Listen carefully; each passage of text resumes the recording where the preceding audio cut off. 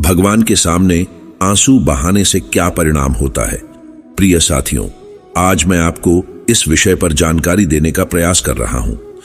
वेद, पुराण और अन्य धार्मिक ग्रंथों में इस विषय पर विचार किया गया है। जिन व्यक्तियों के दिल में पूर्ण भगवान पर विश्वास होता है, वे ही भगवान के सामने आंसू बहाते हैं। वे खुश और दुखी होने पर भगवान के समीप रहते हैं और हर स्थिति में उन्हें भगवान का ध्यान रहता है।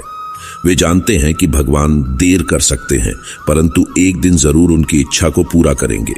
जो व्यक्ति भगवान के सामने आंसू बहाते हैं, उनका भाग्य बदल जाता है और उन पर भगवान की कृपा बनी रहती है। उस व्यक्ति के साथ चाहे कुछ अच्छा ना भी हो, तो भी उसका भगवान पर पूर्ण भरोसा होता है कि भगवान ही उसकी सहायता करेंगे।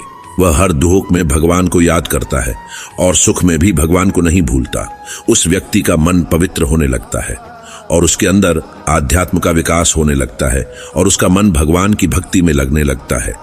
जब भी कोई व्यक्ति भगवान के सामने पहुंचता है, तो उसका दुख वहां भगवान को बताता है। हमारे मन की हर बात भगवान जानते हैं। वे हमारे अंतरंग में छुपे सभी भावों को जानते हैं। वे अंतर्यामी हैं, उनसे कुछ भी छिप नहीं सकता। व्यक्ति को यदि मुसीबतों से जल्दी बाहर निकलना है, तो उसे भगवत गीता पढ़ना शुरू कर देना चाहिए। भगवत गीता को पढ़ने से दुखी व्यक्ति को जल्दी भगवान उसकी सही राह दिखा देंगे। भगवान की स्तुति करने से सभी संकटों का निवारण होता है। भगवान के सामने रोने या न रोने से इस सनातन धर्म के अनुयायियों का अंतिम लक्ष्य मोक्ष की प्राप्ति होती है। प्रत्येक व्यक्ति चाहता है कि वह जीवित अवस्था में सभी सुखों का आनंद उठाए और मृत्यु के बाद मोक्ष को प्राप्त करे। इसके लिए वह भगवान से प्रार्थना करता है कि उसे धन, सुख और खुशियां मिले। लेकिन हर व्यक्ति को यह समझना चाहिए कि भगवान का काम है अपने भक्तों की देखभाल करना, उनका पेट भरना और उनकी समृद्धि का समर्थन करना। भगवान के साथी रूप में उसे सहायता करने का काम भी अपने कर्मों के माध्यम से खुद करना होता है। भगवान भी इस धरती पर जन्म लेने और कई संघर्षों का सामना करने के लिए आए थे। इसलिए सभी व्यक्तियों को जीवन को कैसे जीना है, उसके उपदेश दिए गए हैं।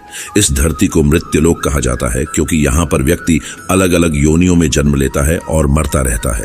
84 लाख योनियां होती हैं, जिसमें से मनुष्य का जन्म पाने के लिए कई मुश्किलों का सामना करना पड़ता है। खाना पीना, बच्चे पैदा करना तो जानवर भी करते हैं, लेकिन मनुष्य का जन्म उसके लिए उपदेश देने के लिए होता है।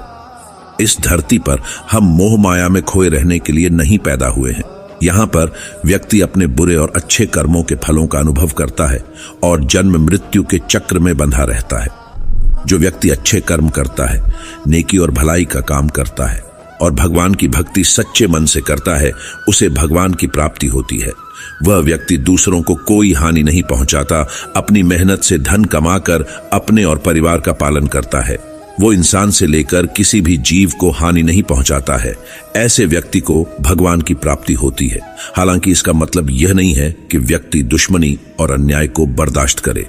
भगवान ने समझाया है कि अन्याय और अत्याचार के खिलाफ आवाज उठाना चाहिए और न्याय के प्रति संवेदनशील होना चाहिए। भगवान कृष्ण ने अर्जुन को युद्ध के लिए उपदेश दिया था कि व्यक्ति को कायर की तरह जीवन नहीं जीना चाहिए। जो ईमानदारी पूर्वक जीवन जीता है, उस पर भगवान की विशेष कृपा होती है। उसके सभी दुख कम होने लगते हैं, बिना किसी विनती के। धीरे धीरे उसकी सारी परेशानियां कम होने लगती हैं। वह अपने मन में सदैव अपने इष्ट देव का ध्यान करता है और अनुभव करता है कि भगवान मेरे साथ है। वह जानता है कि भगवान की इच्छा और अच्छा होना सभी स्थितियों में उसके लिए ही होता है। इस रूप में वह भगवान की कृपा को समझता है। ऐसे व्यक्ति की विचारशीलता है कि वह संसार के सभी लोगों के मन को पढ़ सकता है और उन्हें सही और गलत के बीच अंतर का पता लगता है। उसके स्वभाव में सादगी और सभ्यता होती है और वह भोग विलासिता में आकर्षित नहीं होता। उसे जीवन के साधारण आनंदों का मजा आता है और ईमानदारी से धन कमाने की सोचता है। छल, बिद्दता उसके मन में नहीं होती है। प्रत्येक व्यक्ति अपने देवता से प्रार्थना करता है। भगवान के मंदिर जाने या भगवान की भक्ति करने पर उसके मन में अनेक अच्छे बुरे विचार आते हैं और वह अपने दुखों को रोक नहीं पाता है। भगवान के सामने रोना शुभ होता है, क्योंकि उससे भगवान को हमारे दुखों की जानकारी होती है। दूसरे लोगों को अपने दुख बताने पर वे हमसे कुछ मांग सकते हैं, लेकिन भगवान सहायता करने के लिए हमेशा तैयार रहते हैं। उन्हें हमारे दुखों को समझने की शक्ति होती है और वे हमें आराम दिलाने के लिए उपाय ढूंढते हैं।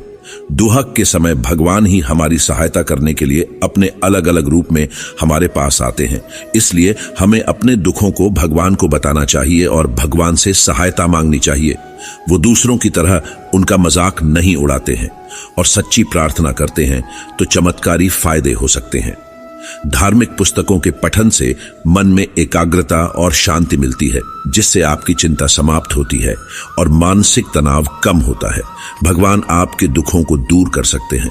आपके जीवन में बड़ी समस्याएं आए तो भी आप भगवान को बताएं और सच्ची प्रार्थना करें तो आपको चमत्कारिक लाभ मिलेगा।